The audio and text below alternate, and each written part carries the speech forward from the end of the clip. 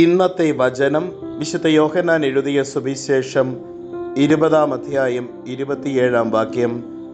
അവൻ തോമസിനോട് പറഞ്ഞു, നിന്റെ വിരൽ ഇവിടെ കൊണ്ടുവരിക, എൻ്റെ കൈകൾ കാണുക, നിന്റെ കൈ നീട്ടി എൻ്റെ പാർശ്വത്തിൽ വയ്ക്കുക, അവിശ്വാസിയാകാതെ വിശ്വാസിയായിരിക്കുക.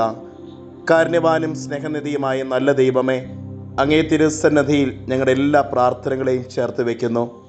ഈശോനാഥ, വളരെ പ്രത്യേകമായി ഇന്നേ ദിവസം ഞങ്ങളുടെ പിതാവായ മാർ തോമാ ശ്ലീഹായുടെ ദുഃഖറാന തിരുനാൾ ആഘോഷിക്കുമ്പോൾ ഇത് വലിയൊരു ഓർമ്മപ്പെടുത്തലിൻ്റെ ദിനമാണല്ലോ.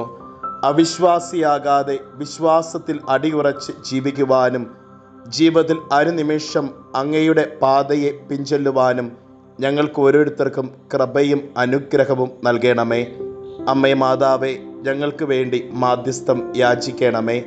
നമ്മുടെ കർത്താവ് ഈശോ മിശിഹായുടെ കൃപയും പിതാവായ ദൈവത്തിൻ്റെ സ്നേഹവും പരിശുദ്ധാത്മാവിൻ്റെ സഹവാസവും നാം എല്ലാവരുടെയും കൂടെ ഉണ്ടായിരിക്കട്ടെ, ഇപ്പോഴും എപ്പോഴും എന്നേക്കും.